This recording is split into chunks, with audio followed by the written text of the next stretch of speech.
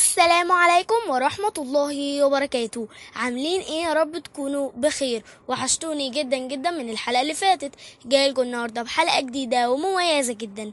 جيت النهاردة اتكلم معاكم عن موضوع بيأثر علينا كلنا، سواء بقى كنا صغيرين او كبار، بنات او اولاد. الموضوع اللي ساعات بيخلينا نحبط وساعات بيخلينا نكره حياتنا من غير ما نفهم ليه اصلا. الموضوع هو ثقافة المقارنة السامة، يعني انك تقارن نفسك باللي حواليك، بس مش بطريقة تحفزك، لأ، بطريقة تكسرك. في البداية كده خليني أسألك سؤال بسيط. كم مرة فتحت موبايلك لقيت حد نزل صورة وهو في سفرية حلوة، أو لابس لبس شيك، أو جايب هدية غالية، أو حتى بيضحك؟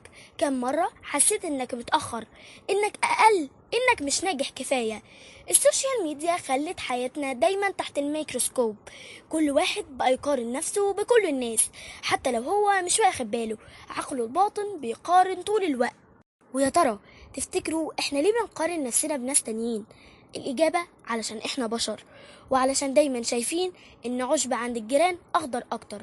بس اللي مش بناخد بالنا منه اننا بنقارن نفسنا بفيديو مدته 15 ثانية، او بصورة متفلترة اصلا، مش بواقع حقيقي.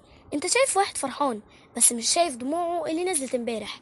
انت شايفة واحدة لابسة لبس جديد بس مش شايفة التعب اللي تعبته عشان تجيبه.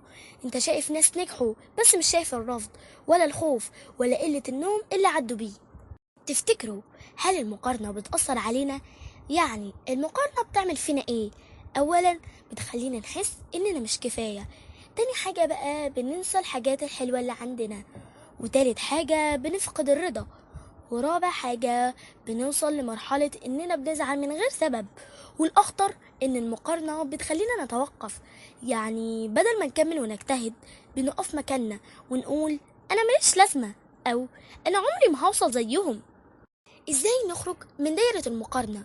اولا افتكر دايما انك فريد، مفيش حد شبهك، لا في ظروفك ولا في تفكيرك. اللي عنده فرصة دلوقتي انت كمان جايلك فرصتك، بس في وقتها. تاني حاجة قارن نفسك بنفسك. كنت فين من سنة، من شهر؟ لو اتطورت حتى خطوة صغيرة انت كده ناجح. تالت حاجة قول الحمد لله كل يوم على كل حاجة عندك، حتى لو شايفها بسيطة، هي نعمة كبيرة. رابع حاجة فلتر اللي بتشوفه، تابع ناس بتحفزك، بتضحكك، بتعلمك، وابعد عن اي محتوى يخليك تحس انك وحش او فاشل.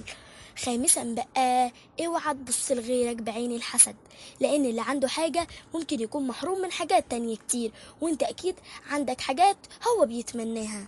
في علم النفس بيقولوا ان المقارنة شيء طبيعي، لكن السم بيجي لما المقارنة تتحول لحكم على نفسك. يعني بدل ما تقول عايز ابقى زي فلان، بتقول انا عمري ما هبقى زيه، وده بيدمرك مش بيبنيك. انت مش متأخر، انت ماشي في طريقك. كل واحد ليه خط سير، ليه وقت معين، ليه لحظة هيبدأ فيها يلمع. ويمكن اللي بتقارن نفسك بيه هو نفسه بيقارن نفسه بحد تاني ومتضايق. اللي عايزه اقوله في الاخر، لو حسيت يوم انك قليل او مش ناجح، فكر في كل حاجه حلوه انت عملتها. فكر قد ايه انت كبرت وتعلمت ونضجت عن زمان. فكر انك بتسمع الكلام ده دلوقتي، وده في حد ذاته خطوه للتغيير. انا عارفه ان كل اللي بيسمعني دلوقتي جواه خير كبير، بس اوعى تخلي المقارنه دي تسرق منك ده. لو حبيتوا الحلقه دي ابعتوها لحد بيقع في المقارنه وبيحس انه لوحده. قولوا لي في الكومنتات ايه اكتر لحظه حسيتوا فيها ان المقارنه وجعتكم، ويلا نساعد بعض نخرج منها. ما تنسوش تعملوا لايك للفيديو واشتراك في القناه وفعلوا زر الجرس عشان يوصلكم كل حلقه جديده من قناتكم اللي دايما بتحاول تخليكم اذكى وارقى واحسن. وبس كده، كان معاكم ملك اسلام من قناه الحكايه بتقول ايه.